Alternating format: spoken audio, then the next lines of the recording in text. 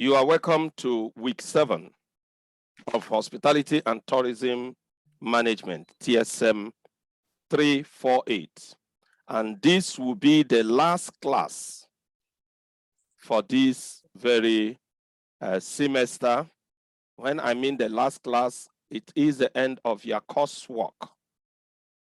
So by the time I finish this class this afternoon, is as good as we have completed all the modules you are supposed to have for the semester. Then we'll be faced with your exams, we'll be faced with your tests, your TMAs, and your assignments. I have been told from the school that you will write an assignment. So I'm trying to create the system that you will write the assignment online as we are here and submit it straight. So it's not something we are going to do, you will take home and then later submit. No, we'll do everything online like this. So you will be getting ready. That will be the next class we'll have as our week 8. So, and I'm hoping that most of you will make it that day because so many of you have missed the class. I also want to say that, Chika, I don't know whether you have seen the classes from week 1 till today. Have you seen all of them? No, sir. So do you know how to check the facilitation wall? No, sir. Okay. When you get to your student page, when you go to your student page, you will see where it says check facilitator. When you check your facilitation for this course, you will see me, and then you check my wall. When you log to my wall, you will see every single thing that concerns this course there. Okay. Even this class, by the time we finish it, it will still be uploaded. So you have your page. From your page, you can access the facilitation wall so that you will get the first class, the second class, the third class till this week 7. Also, you are in the WhatsApp page, right? Yes, sir. Then you ask some of the people you see on the WhatsApp page, the lectures they have already had.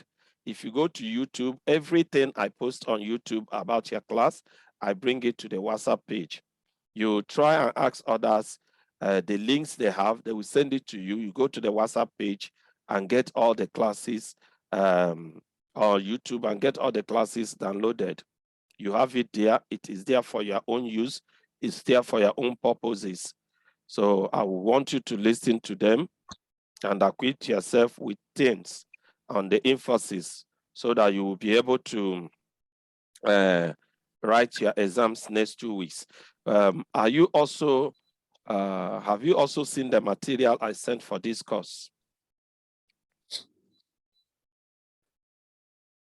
That means you didn't check your email. It's either your email is not functioning or you didn't check it. That's 1. 2, I also posted that link on WhatsApp, the recorded lecture. Did you see that one?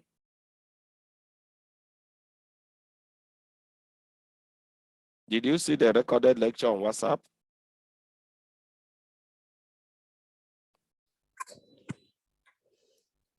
Network is breaking. Yeah, I'm aware of it. Okay. Now, were you able to listen to it? No. So how will we be able to interact in this class? Because the class is for interaction. You will be making your contributions and we will be talking together. Anyway, let's ride on the class and see how far we can go. So I will begin to share the screen now. Okay, sir.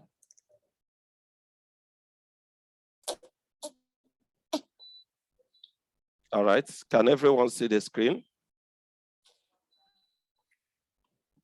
Chika, are you seeing the screen? Yes, sir. Yes, sir. Okay. So now in this class, we'll be considering or looking at leadership and management in the hospitality and travel tourism industry. under which we'll look at leadership in the industry. We'll look at the distinction between leadership and management. We'll be looking at management skills. We'll also be looking at corporate philosophy. We'll also look at labor relations in the hospitality and travel tourism industry, under which we'll look at the development and growth of labor unions. We'll look at unions of hotel, catering, and institutional management. We also look at the managing campaign tactics. We look at harmonization between employer of labor and the labor unions. So all these we'll be considering in this week 7 of our class.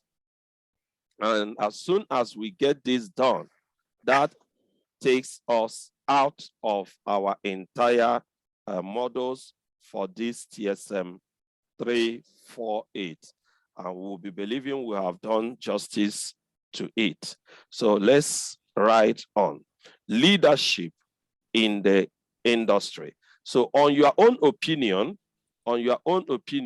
what would you say that is the leadership in the industry? So I want you people to contribute leadership in the industry.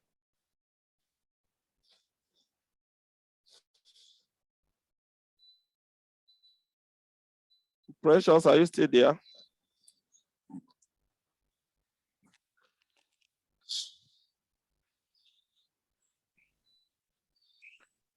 Precious, are you hearing me at all? I'm here, sir. Okay, so I am asking your views on leadership in the industry. So Chika, you are free to contribute. Precious, you're free to contribute. There's only 2 of you online now. Yes, I'm hearing you. So we are contributing leadership in the hospitality industry. What's your take? What's your view?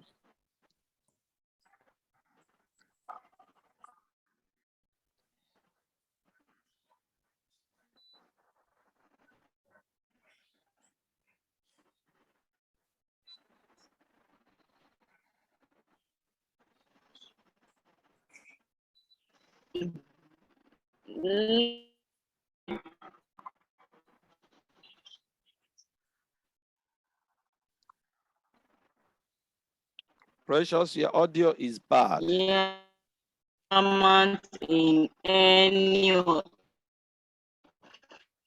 because we have one leader. Leadership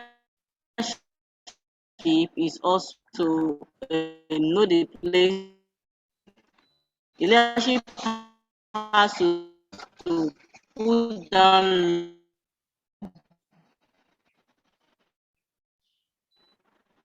has to laws and lead the way to be wrong.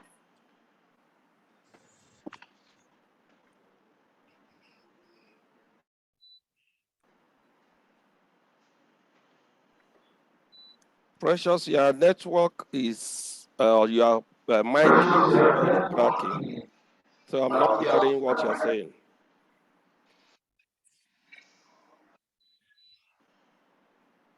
Okay, sir. But you can hear me now, right? Yes. So what were you saying before? So I said leadership, and I said earlier on that leadership is very paramount in every sphere of life. There is need for leadership, but we all can't be leaders. One person has to lead, and we follow. So leadership in tourism industry and the hospitality department is important because they need to set down rules and regulations, put down laws that will guide the hospitality industry. Okay. Chika, what's your view on that?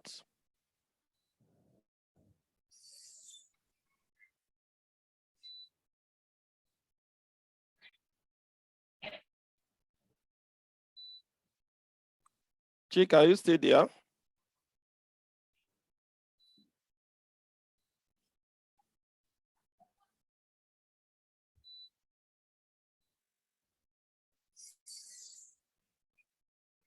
Chika, are you there?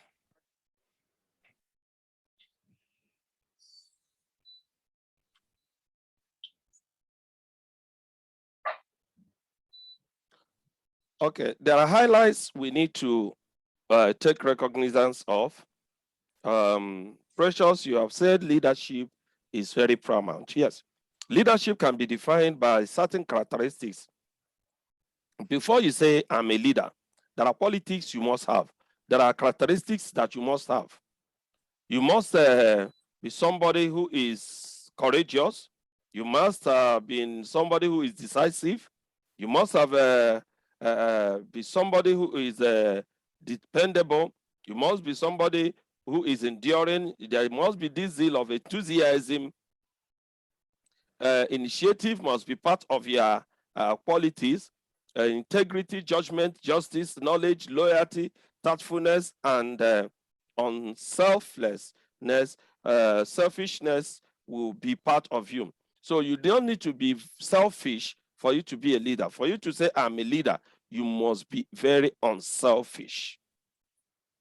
So leaders are know what they want. Every leader know exactly what they want.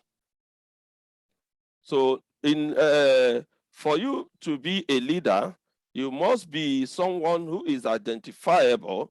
You must know who you are and what you are. You must know exactly how to find yourself. You must know how to be in practice. You must know how to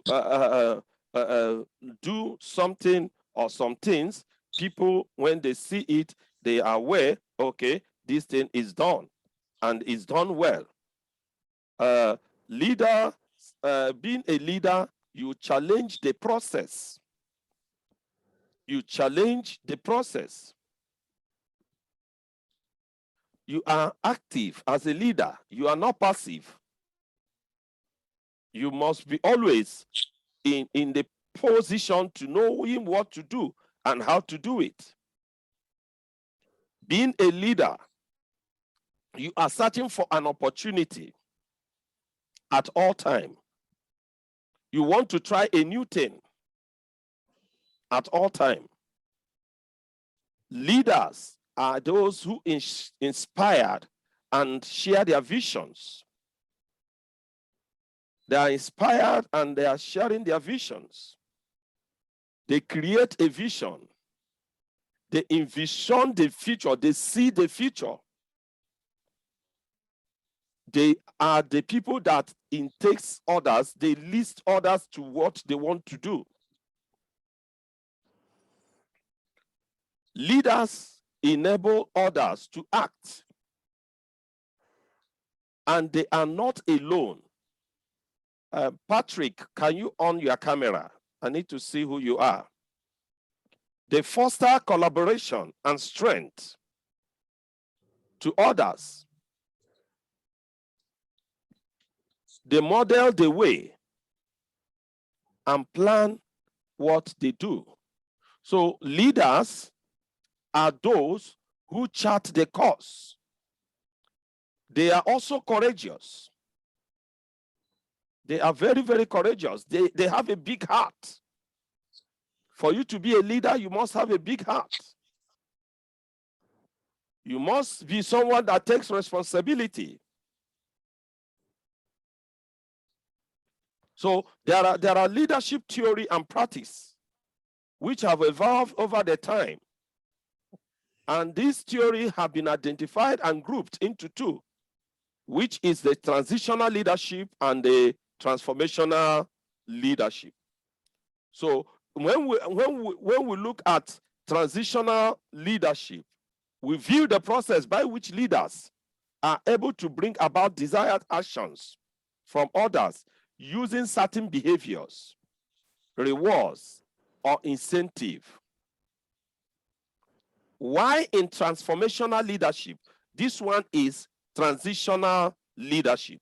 Now, in transformational leadership, we'll be looking at why one inspired another to do what he or she wouldn't have done ordinarily. So in transformational leadership, you will see people walking beyond their original thoughts. I don't know whether you understand it. In transitional, people walk because of what they want to get. In transformation, people walk because they are inspired to do that. And because of the person who is leading, they want to do it the more in transformational. Because of the leader, you know, let's say as you are now, they say you that somebody you like so much, you have, let me use some of you who are Christians, you always find your pastors as a model. And your pastor says, do this. You want to even do it so that they will always say that you worked very hard, right? That thing you are doing is because of transformation. So that is transformation leadership. Why in transition leadership, you will be able to say, I'm doing this because I'm going to get this incentive, I'm going to get this reward. You are inspired to do this because of that. So Patrick, unmute yourself. All right, I'm seeing you in the class for the first time. You are welcome. Thank you, sir. And so unfortunately, today is also the last class. You are meeting the last class. This is the 7th week. Wow. So after this, we'll be writing our assignments by next week. And I wish you also be able to make up. All right. If you go to the facilitation page, you will see every discussion we have had. All of them are on the facilitation page. Just tap the link and it takes you there. Your email, you check your email for every material we have used for the course. Then sometime the ones you don't have, you can chat me up. I will also send it to you. All right, sir. All right. Good, so sir. you are welcome. Now, what is your view about leadership? We are discussing leadership. Wow. Well, leadership in a nutshell, the way I see leadership is that person who is able to carry other people along.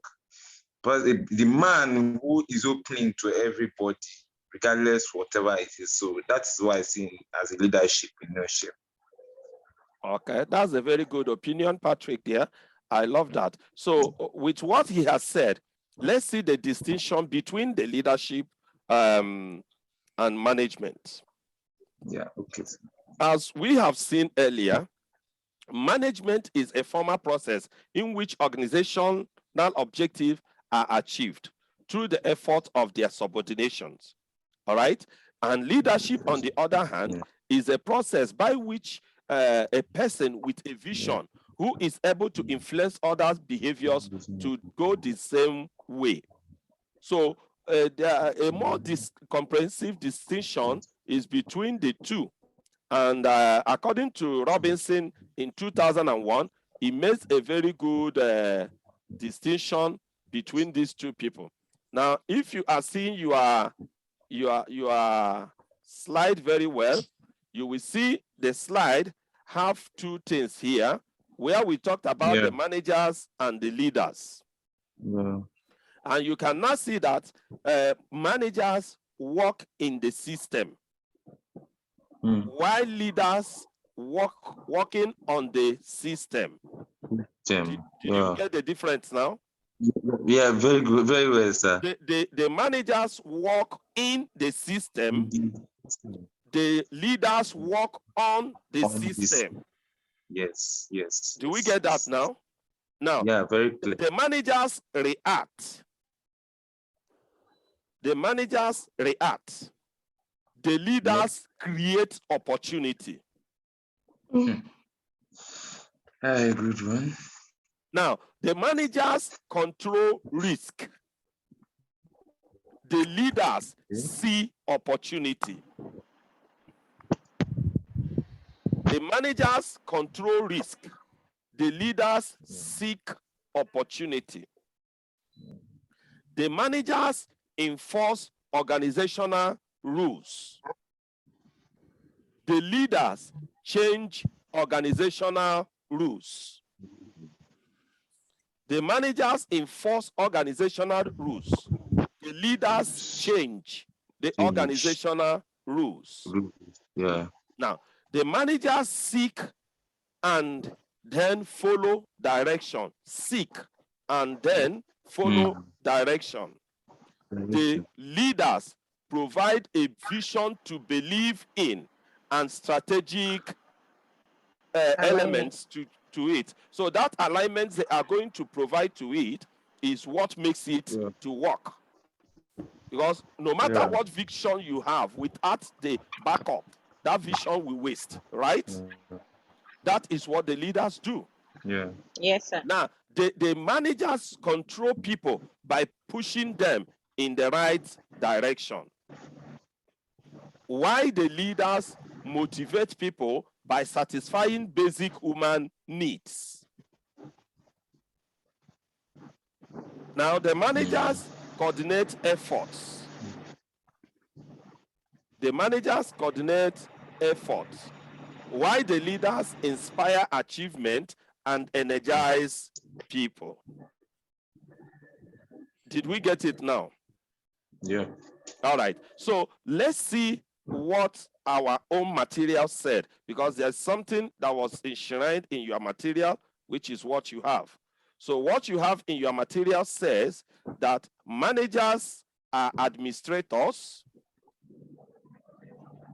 leaders are innovators. Managers is a copy, leaders are original. Now, managers maintain, leaders develops. Managers focus on the system and structure, leaders focus on people. Managers relies on control, leaders inspires trust. Managers has a short-range view, leaders have long-range perspective.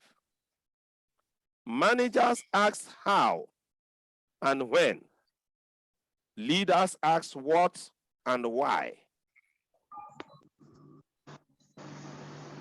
Now, managers has an eye on the bottom line, while leaders have their eyes on the horizon. Managers initiates, why the leaders originates. Managers accept the status quo, why the leaders challenges the status quo. Managers does things right, and leaders does the right thing. You can see that is what is enshrined in your material. So you can compare it and contrast it to the other one I put up. You will now find out that it is the responsibility of a leader to focus on the style and ideas, while the management focuses on the method and processes. So a manager is always talking about this is the way you will do it, this is the process you go through it, while as a leader is always thinking on what is next thing to do. So that is why the mind of a leader is always strategic. Chika, you are back. I asked a question earlier and you were not there to talk to me. Okay, sir. So I said, on your own view, who do you think a leader is? A leader is someone that can control and carry people along, direct system to them. Okay. Let me agree with you, and let's see if every view will be pointing at the same point.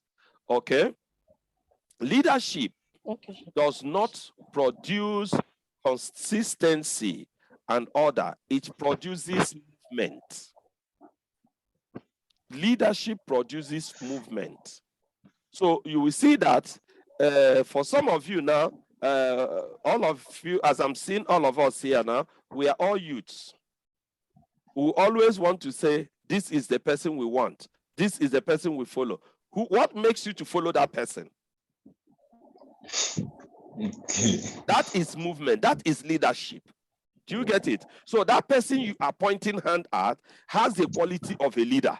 And that leadership will make you to move towards that person. So leaders produces movement. So when you see a leader, people will be following that person.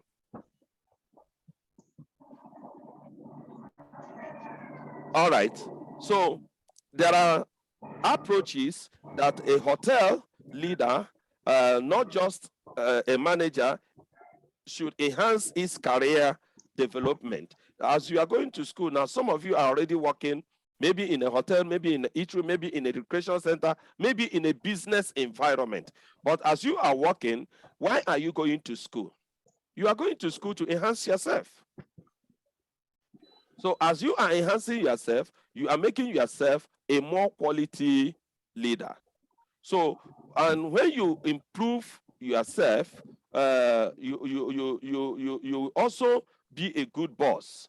They recognize the most of their workers who also want to improve themselves, because what you have done, you want another person to do it.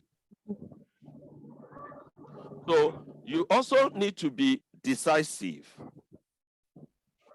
You need to be decisive. And as a hotel manager, if you are working in the hotel, you are confronted with dozens of decisions every day. And they need to be, the need for the judgment. You know, there are issues that you will see in the system. You'll be asking yourself, how will I do this? But that is where your leadership traits and qualities come out. So many of us, when we are to solve problem, we run away from it. So it will never make you become a very good leader. You have to know how to decide on issues. So being a leader, you must be very decisive, and you must always take care of situations that come around you. Follow through. Never promise what you cannot deliver. You must build yourself. You must say what you will do. For you to be a very good leader, you don't say, I will do this. Later you change your words. As soon as you change your words, you are no longer a leader. Because your words are no longer honorable. So you also have to select the best.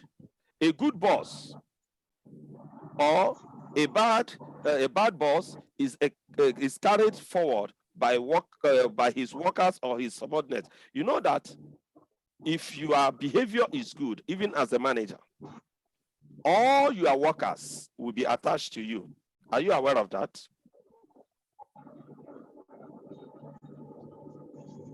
Now, if you have a very bad behavior, all your subordinates will also know. So you must be a very good boss.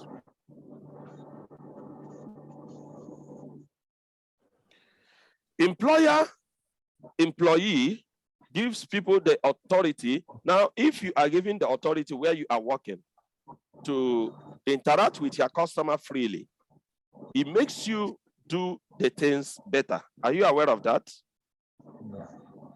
So, because the more you talk to them, the more you get involved to what they want and know the best ways to work with them. So, and some of sophisticated companies have decided to make this thing as a program. How you will make decisions, what makes a good decision, and how you will follow it. And we only have 8 steps We have 8 steps to that effect, how you will make a decision. And these steps on how to make decision include identification of the problem and definition of those problems. You will identify the problem, you will also define the problem. We also have identification of decision criteria. How you are going to make this decision. How am I going to follow to make these decisions? You must have those criteria. Allocation of weight to criteria. What criteria, what thing do I do? Development of alternatives. Analysis of alternatives. Selection of alternative. Installations of the alternative. Evaluation of effectiveness. These processes must be made when you are making a decision. Now, when I want to make a decision, there are things I need to ask myself. Why do I want to do this? When I ask myself why, do you know what I'm trying to do at that time?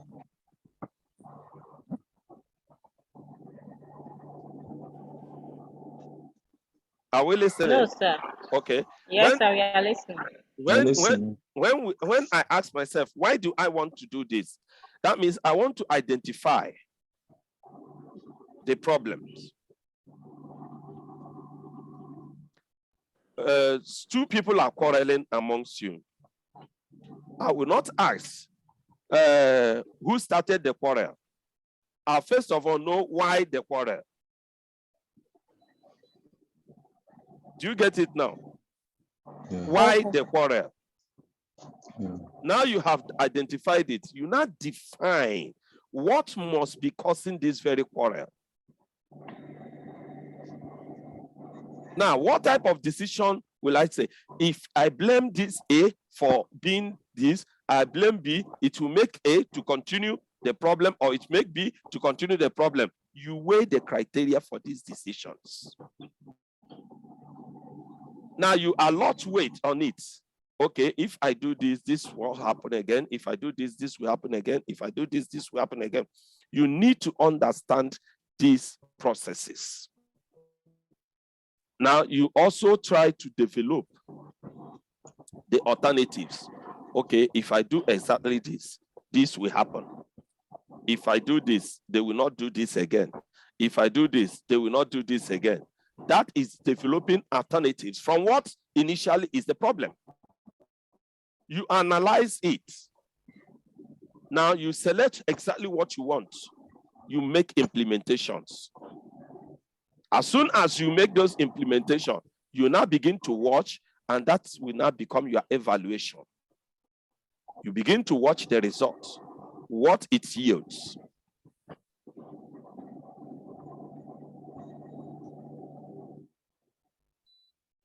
Are we there? Well, okay. So the next thing we'll be looking at is management skill. So Chika, let me start from you. When we talk about management skill, what are we referring to?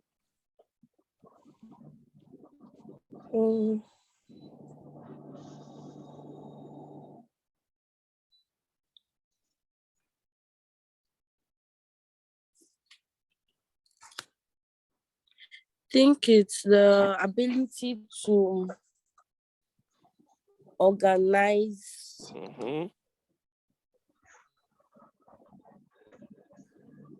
put in place, things like that. Okay, now narrow it down to yourself. Tell yourself, Chika, I'm a manager. What are my skills? As a manager.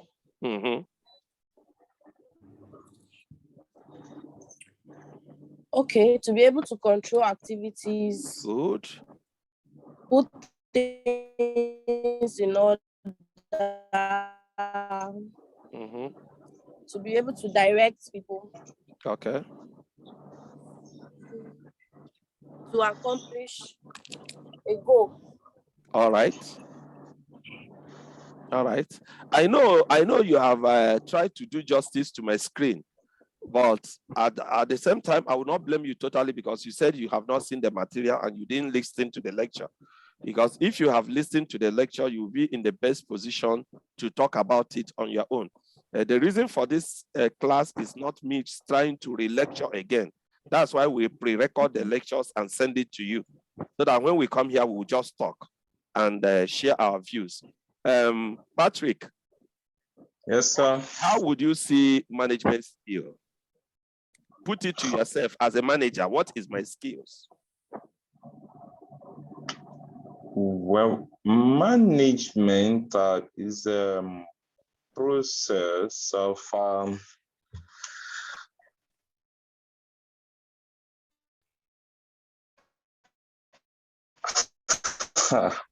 way of this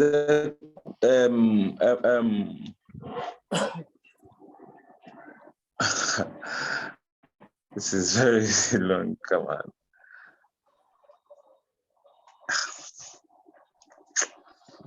Okay, as you are still struggling with it,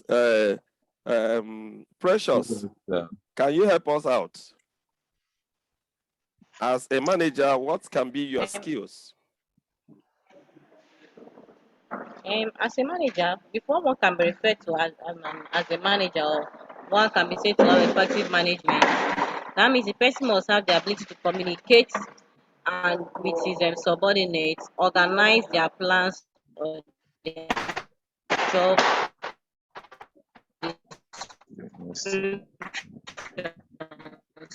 motivate them. You can motivation in form of cash or in kind, and that's what makes it, and be able to make good and sound decisions. That's Okay, what is being referred to as management skills, and that's what makes the person an effective manager. that's good. That's a very good definition there. And you can see that she was able to look at it personally now because she has gotten access to the material. Why Chika and Patrick, you are having a little challenge with it is you have not seen the material. As soon as you have gotten the material and go through it, it will make you to make a decision. You know, the more reason of going through a formal school or an informal school is actually to make you know this. But so many of us believe that why we are going to school is to pass exam. It's not why you go to school. You go to school to know it. Now, knowing it as a manager, what makes me a manager? Can I actually make a decision? Can I actually communicate clearly? Can I motivate? Can I control? Can I direct people to do this thing and do it how it's supposed to be? Do I have a goal that I want to achieve? How do I implement those goals? You always continue to ask yourself that question of how, why, and you'll be making a progress because your focus is on accomplishment. You must be able to accomplish your focus at all time. Now, there is another aspect of the management, which are the top managers. These ones are the decision makers. They are the ones that oversees every activity. You call them the chief executives. So they are the ones in charge, and their own mission is to make the strategic plannings. This is what we are going to do next. Our hotel is moving from this place to that place. You see people like Sheraton, Hilton. You see those people. When the top management moves, what they sit down to talk about is what next. They don't look at how we're going to do it. What next are we going to do strategically? That's their own planning. So you see that the day-to-day of the running of the organization is not their business. They are not concerned themselves with what you do every day in the hotel. You can't see them going to any place to sit and telling themselves that they are the managers or the officer in charge. It's not possible. So as management, they have the functions of looking at focusing, planning, organizing, communicating, motivating, and controlling. So these are major concerns as a major skill for you as a manager. Outside this, there are conceptuals, there are human, there are technical skills you must have. When we talk about the conceptual skill, we are talking about those ones that makes you to view the whole activities in the industry as one. You know, being a general manager, you see, when they say you are a general manager, that means there are other managers under you, right? And you have F&B, you have front office, you have a restaurant, you have banquet, you have a poolside, depending how large your place is. To you as a general manager, there is only one thing. All these activities under you are just one. Because you are there to coordinate everybody.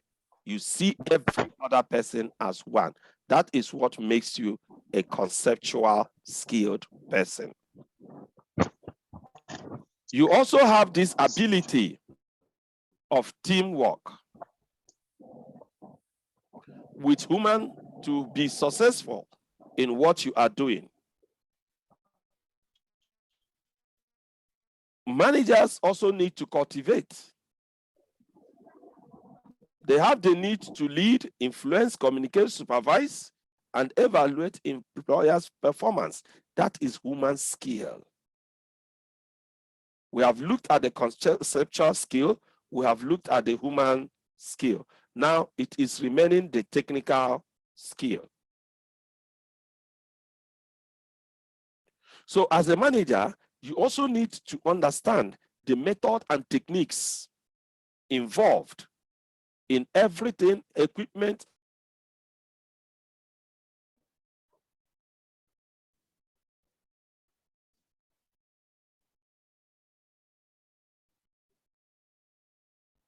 Okay, the network is being funny here.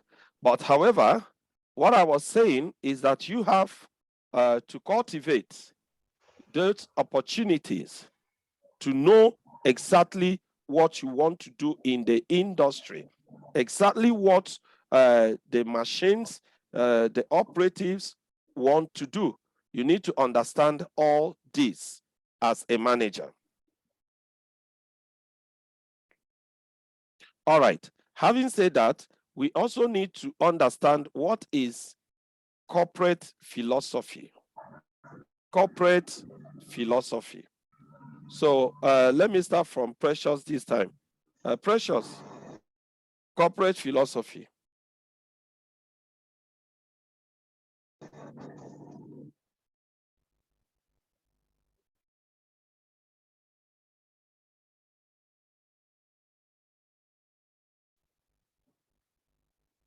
Precious, are you there?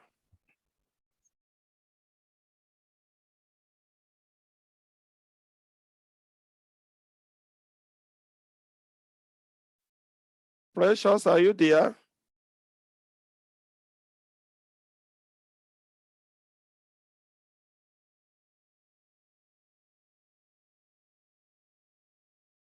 It's as if Precious is not getting our audio. Patrick, are you hearing me?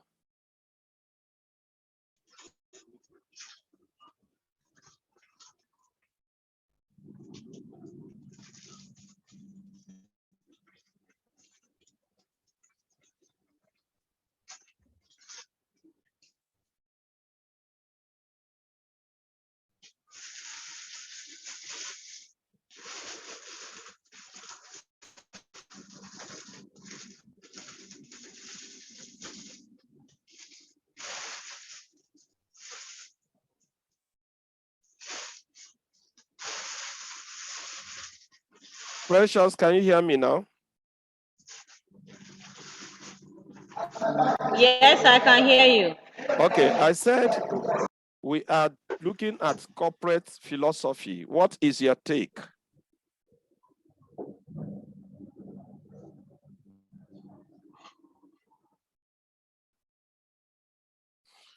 What is your take on corporate philosophy? Okay. Um, Corporate philosophy is really important in leadership, most leadership that has to do with corporate bodies. Philosophy itself is needed and paramount in human relationship. So corporate philosophy has to do with human ethics, their morals, and their behavior, attitudes towards life entirely. Okay. Patrick, are you there?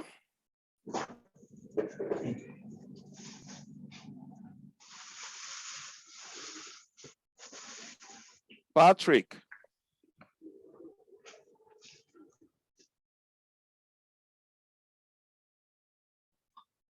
Patrick, are you there? Okay, let's go ahead as they continue to return. When we are looking at corporate philosophy, we also have to look at the implementation and the measuring of managers' council. We need to understand the total quality management, the total quality leadership. We also need to understand the ethics, the morals, fairness, equity. We need to understand the things surrounding the industry. So when we talk about corporate leadership, we have to see how we have had a successful change of plan from one person to the other. When we talk about that, we look at the philosophies. What is our mission? What is our vision? What is our goal? What's our value? We have to consider all this. We have to have a clear statement of purpose. Why are we doing this? Why are we into this? You have to have definition of responsibilities. You have to have the mind to adhere to principles ahead of profits. So there are things you need to actually work on when you are talking about corporate philosophy. There are things you need to look at. There are things you need to consider. So the most important element in maintaining an organizational image is the practice of making a corporate philosophy. So corporate philosophy helps us to maintain a corporate image. So that is where we talk about our standards, our values, our core values, our missions. That is the corporate philosophy. And it conveys to every level. When you say corporate philosophy, it's not because it is going to be the mission of those on top. No, it's going to be everybody's responsibility. It's going to be everybody's responsibility. As such, everybody has to participate in building the brand. In building the brand, that is the philosophy.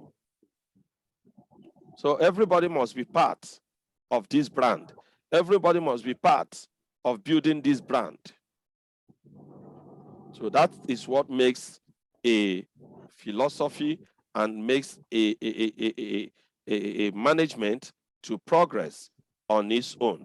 So you will be there giving and you'll be there accepting. So being a participating person, and this will help you become productive It will make you increase. It will make you get things done and create awareness outside there. This is what your philosophy brings to you.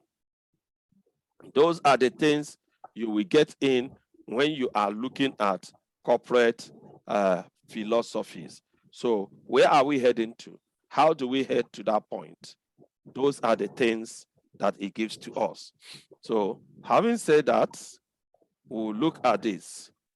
Making decision is as difficult as beginning a trip.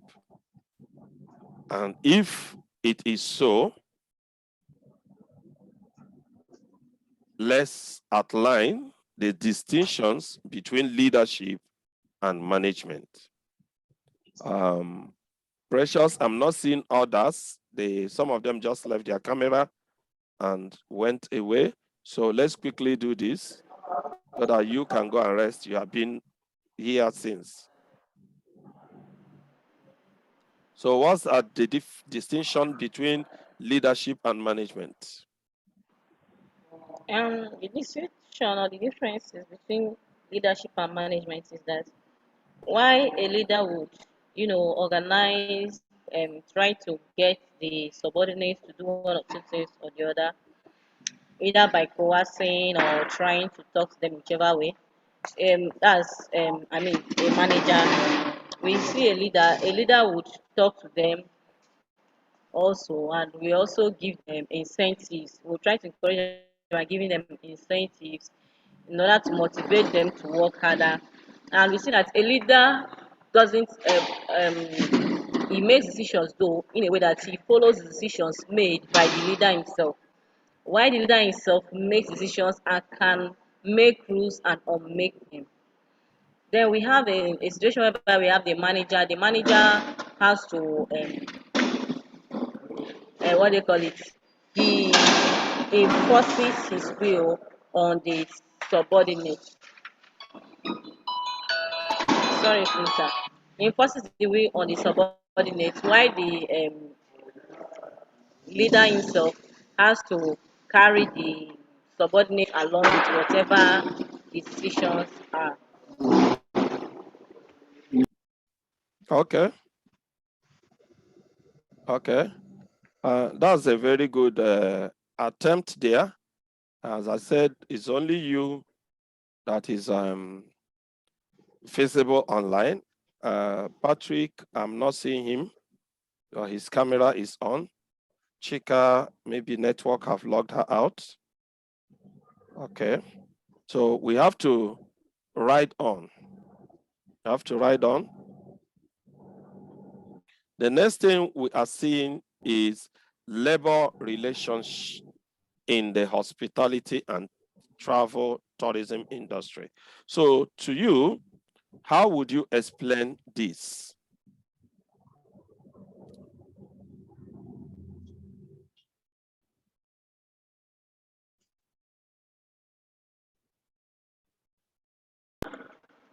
Labor refers to people, refers to the people who do the work in the hospitality and the tourism industry.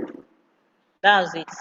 Those who do the work either through by the use of machines or manually, but they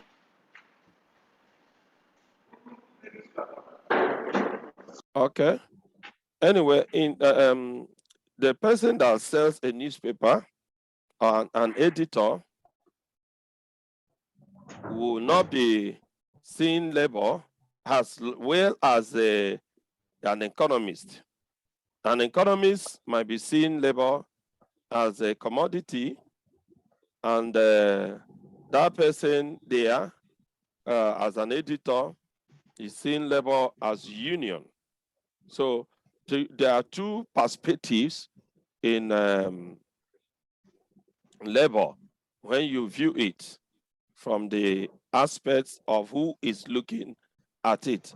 However, understanding the term labor can be explained as those employee association, which are formed or organized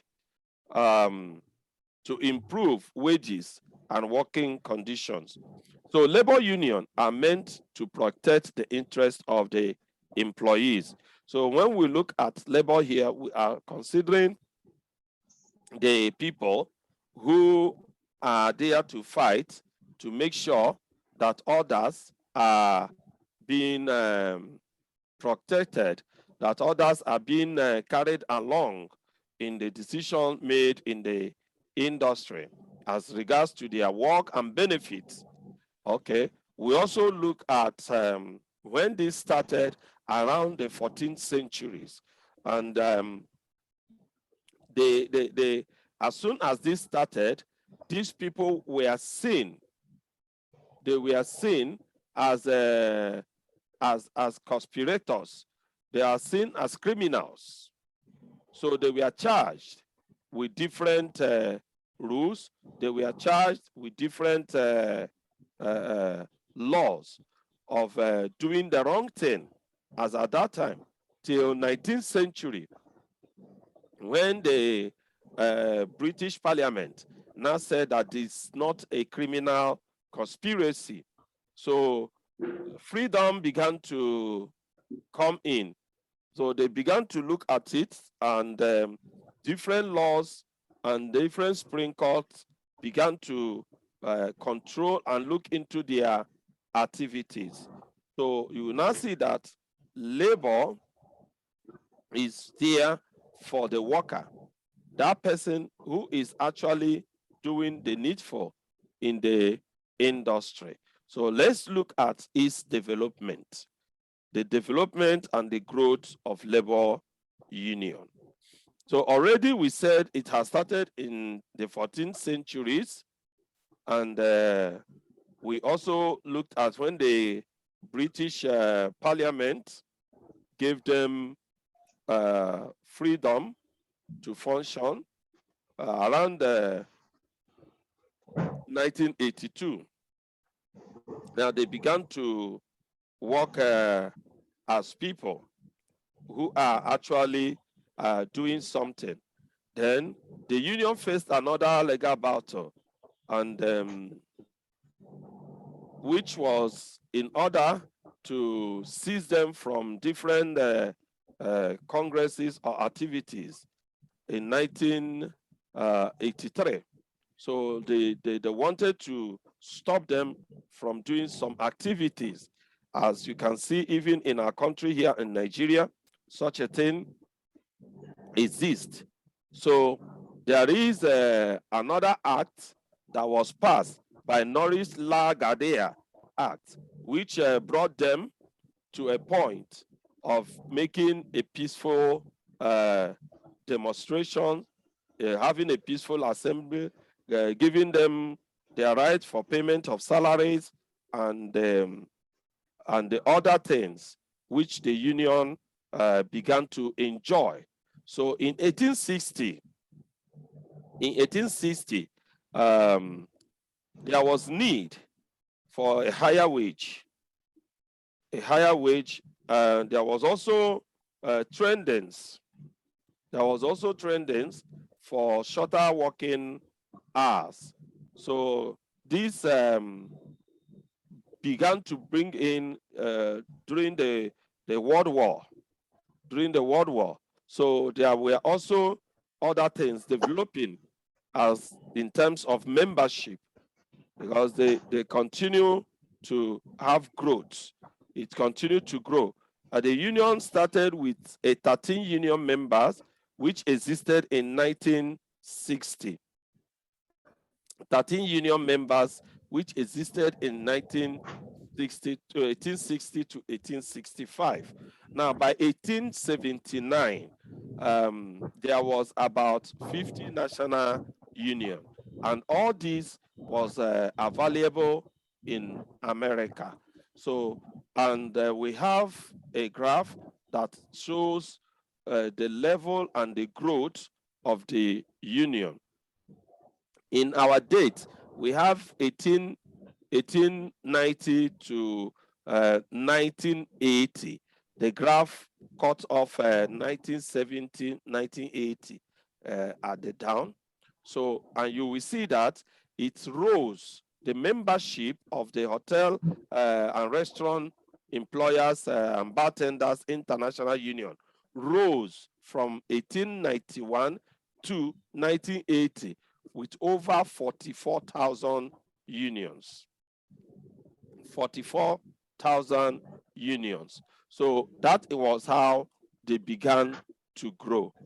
That was how it was. And they grew from strength to strength.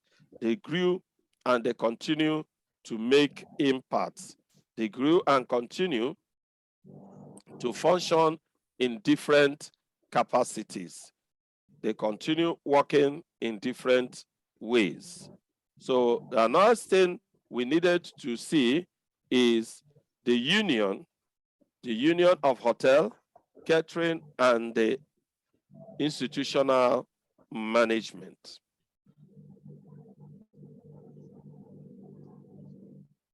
Patrick, are you back?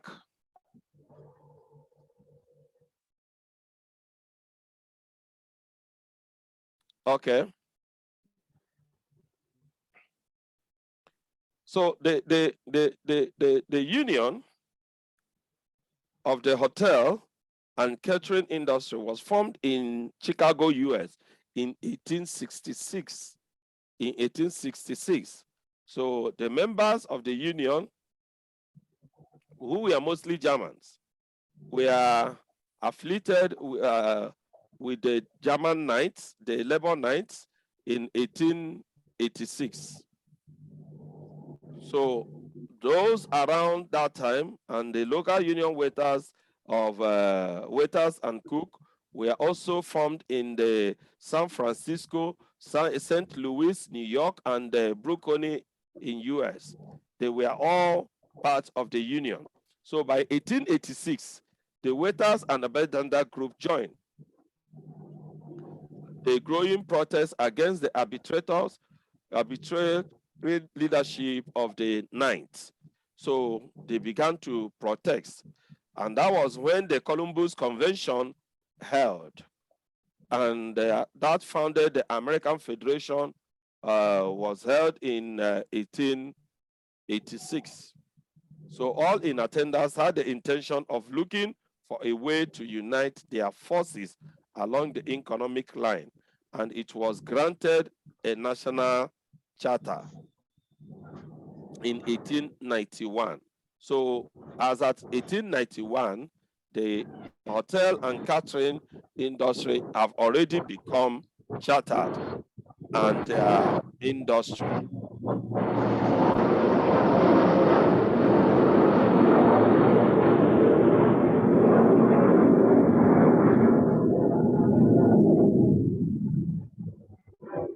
Also, in major cities, in the collective bargain of contracts, we obtained management side of agreements took the form of multi-employer bargaining.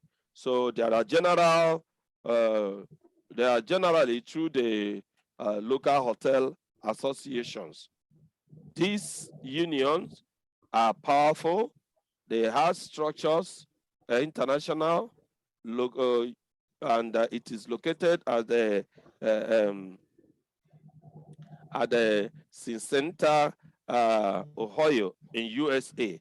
This is where their international association was located, and it has its headquarters. So in the chart here, this is actually how they began to move. They had their convention meeting every 5 years after 1976. They have the general executive board, they have the general president, they have secretary, treasurer, they have 20 vice presidents met at the call of the general president. They have the international headquarters in Ohio, which I have said. They have the executive officers, who is mostly the national president and the general secretary treasurer. The location of this meeting is always in Ohio, and there is local unions in US and Canada. So this made the industry to continue to function with people who are negotiating for employers. So we also look at, lastly, here the managing campaign tactics. You know, we have already said that earlier, these people were being arrested as they walk. They are always being arrested as they walk.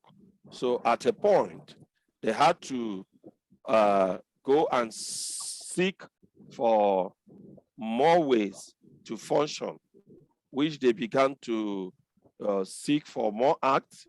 They began to seek for more ways to have freedom in doing their activities, in campaigning, in demonstration. They had to go and seek laws. And they have the act to protect the exercise of the workers. So they also have a declare of certain employers practice unfair. So all these were gotten by them and made everything possible. So to interfere with employees to exercise their rights to self-determination. They were suggestions given to employers not to. They have to avoid it, to dominate or interface with the formation of labor organizations,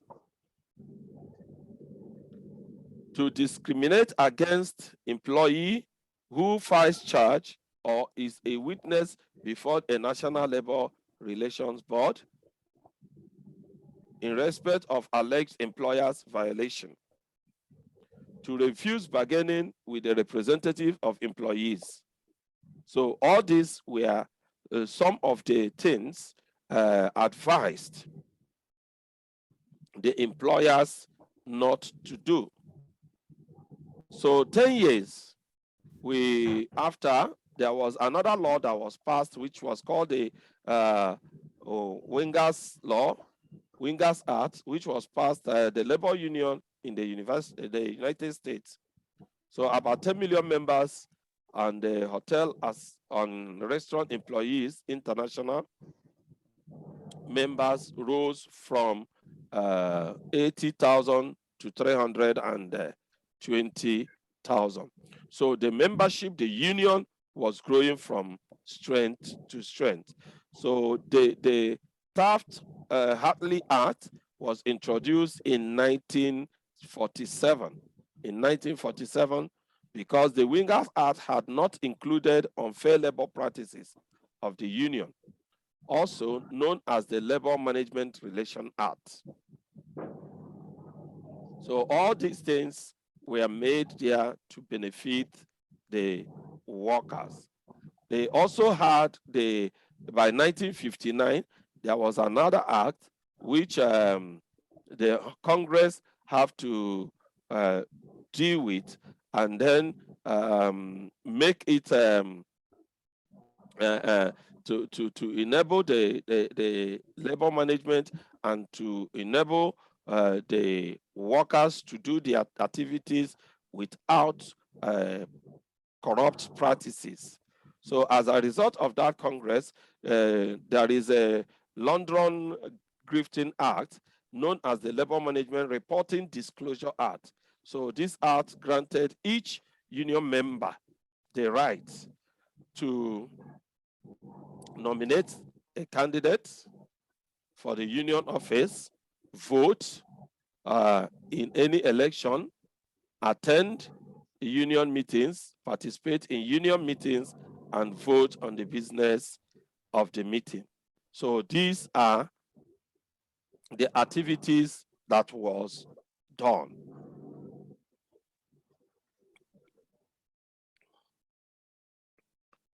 finally, we have the harmonization between the employer of labor and labor unions.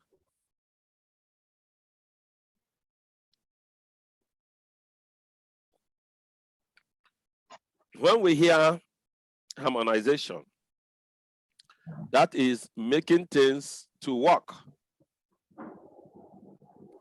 making it to balance up, so that those who employ and those who are the employing will not be having issues. So there was a failure to obtain competent legal advice is a few mistake organization makes. So the organization has to also find a way. The organization needs to find a way of attending to activities of the unions. So they need to attend to the activities of the unions. Not less part of the experience suggests that the employer union confrontations sometimes occur unexpectedly. So the first aid in this form should be the acceptable thing employers to do, is to find a way to sort out these very differences. They need to sort out the conflict, and they need to avoid it to every point. They must always avoid conflicts. They must always avoid conflict to the point they can. Okay? And there are advices that is also good for the employers. So the employers should not get provoked into argument with union sympathizers. You don't enter into provocative argument with union sympathizers, because it will not do you any good. So, and you do not promise any reward when they are doing anything or when they are into election. So you need to avoid those things. Never interfere with the right of the employees. Do not even announce your refusal of an employee's bargain. So you try to always negotiate. Do not ask your employees what they think about union. Neither will you be able to bribe them. You don't try those things. So never change working condition of employment unless you have documents to back them up. And they must have valid reasons why you want to do that. You also, as an employer, should not threaten employee or promising benefits depending on how employee votes. No, all those things are not necessary. The things that put employees into good book of labor union include giving your personal opinion of the union, its leadership and organizers. But be extra careful not to engage in libel or slander. Always warn employees to be careful, to carefully read anything that the union asks them to sign, and advise them that they do not have to sign the document if they don't want, that they can vote in any election, whether they sign documents or not. So you need to sensitize your employers and make them to know what their rights are. So, and I believe that those things are the part we need to play well in our activities. Caution that the union may force an employer out on strike, even though he or she is happy with any offer the employer has made. So because you are part of the union, you might be able to join activities. Let the employer tell employees that hotel and restaurant provide job, and the union cannot prevent layoff if they become necessary. So as soon as jobs are provided, it is important to know that it is not the union that is giving you the job, it is an employer. And when an employer feels, oh, I want to lay this person off, the union can stop it in as much as it is lawful. Employers should urge employees to report union activities to supervisors and inform employees that they do not have to talk to union organizers if they don't want to. So it's not too mandatory. You do some things.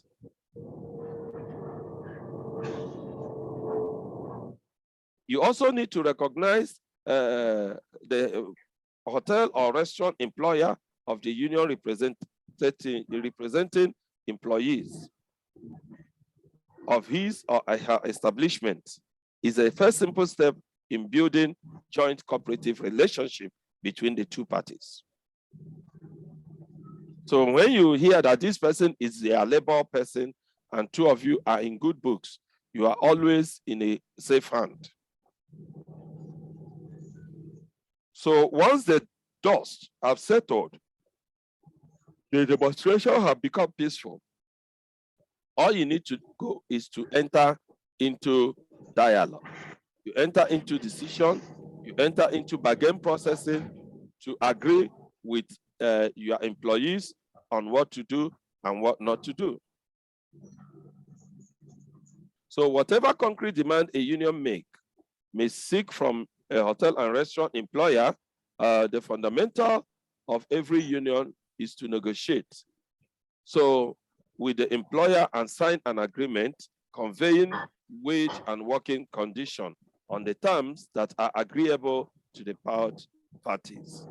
They are called collective bargaining. So with collective bargaining, we have come to the end of week 7, and the week 7 says the ability to study is your determination. Is your determination. So we have something to look at here, and we say, what effect has the hotel, catering, and institutional management to do with the growth of the hospitality industry? So what are they doing with the growth of the industry? Patrick, are you there?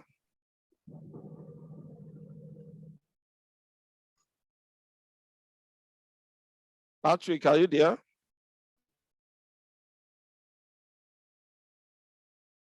Okay. It is now obvious that the last surviving person online is out. So I want to say thank you for being in today's class, and this will be our last class. The next one will have an assignment, and that will be the thing we'll be doing in the next class. So thank you so much, as I will meet you in our class by next Saturday, where we'll be doing our assignment, and remain blessed.